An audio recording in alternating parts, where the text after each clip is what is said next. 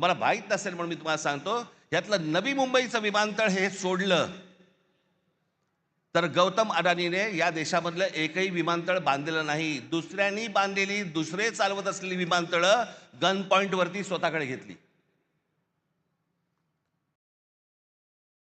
बांधलेलं फक्त एकमेव पोर्ट गुजरातमधलं फक्त मुंद्रा पोर्ट. बाकी देशभरामधली जेवढी पोर्ट्स आहेत ही सगळी दुसऱ्यांची होती. गन पॉइंट वरती सांगितलं ही मला पाहिजे.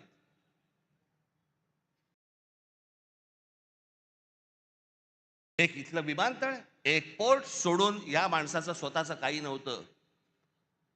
फक्त केंद्राचा दबाव, नरेंद्र मोदींचं नाव, या एका गोष्टीवरती हा माणूस अख्ख्या देशभर पसरत गेला आहे.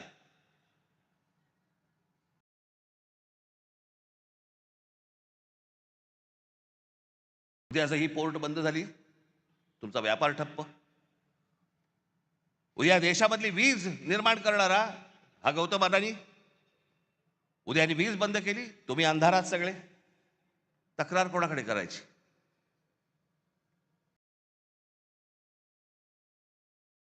आत्ता 1-2 महिन्यापूर्वीची गोष्ट असेल, महिन्याभरापूर्वीची गोष्ट असेल. तुम्ही जर विसरला नसाल तर तुम्हाला आठवण करून देतो, पण विसरला नसाल कदाचित, हा देश पण विसरला नसेल. इंडिगोच्या विमानामध्ये स्ट्राईक झाला, आत्ता कळलं तुम्हाला? होता ना आत्ता इंडिगोची विमान बंद होती. या इंडिगोच्या मालकाला या एव्हिएशन मधली, म्हणजे हवाई वाहतुकीमधली 65% हवाई वाहतूक, या देशाची 65% हवाई वाहतूक ही इंडिगोकडे दिलेली आहे. त्यांनी स्ट्राईक केला, त्यांनी बंद केलं, कारण काही नाही दिली. एके दिवशी त्या इंडिगोच्या मालकाने ही सगळी विमानं बंद केल्यावरती अख्खा देश ठप्प झाला. सगळी विमानतळ भरून माणसं वाहत आहेत, लहान लहान मुलं तडफडतायत, त्यांच्या आयांना कळत नाही काय करायचंय, विमान उडत नाहीये. खाण्यापिण्याचे बांधे खरं तर विमान कंपनीने द्यायला पाहिजे, तेही नाही, पाणी नाही, काही नाही, काही नाही. देश अख्खा ठप्प. एक विमान कंपनी तुमचा देश ठप्प करू शकते. आज अदानीच्या हातामध्ये सिमेंट आहे, आज अदानीच्या हातामध्ये वीज आहे, अदानीच्या हातामध्ये विमानतळ आहेत, अदानीच्या हातामध्ये पोर्ट्स आहेत.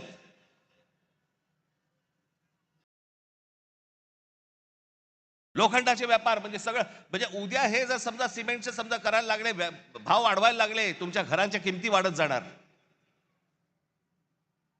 या देशामध्ये तुमचं भवितव्य, तुमचं भविष्य हे कोण ठरवणार? गौतम अडानी ठरवणार. आणि एक माणूस या देशामध्ये इतका मोठा होतो फक्त 10 वर्षामध्ये, फक्त 10 वर्षामध्ये.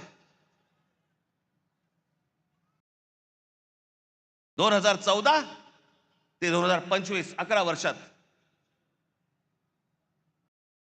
इतका मोठा झालेला, इतका श्रीमंत झालेला, इतके उद्योग उभारलेला जगात दुसरा माणूस नाही. आणि असा व्यवसाय उभारता येत नाही. अहो, टाटा, बिर्ला, बाकीचे सगळे उद्योगपती यांना 50, 60, 100 वर्ष लागली.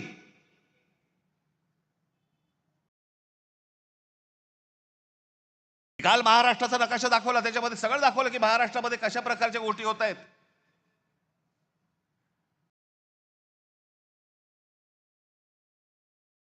इथे नवीन आता वाढवणला विमानतळ येते, नवी मुंबईचं झालंय, आणि सांताक्रूज विमानतळ हळूहळू हळूहळू सगळं बाजूला काढणार, सगळं नवी मुंबईला नेणार आणि सांताक्रूज विमानतळाचा मोठाच्या मोठा प्लॉट विकायला काढणार. आता आहे अदानीकडे. मी काय, माझा काय कोणी दुश्मन नाहीये. या देशामध्ये उद्योगपती मोठे व्हावेत, पण सगळे व्हावेत, एकाकडेच नाही. या देशामध्ये उद्योग आले पाहिजे, या देशामध्ये उद्योगपती वाढले पाहिजे, या देशामध्ये पैसा आला पाहिजे.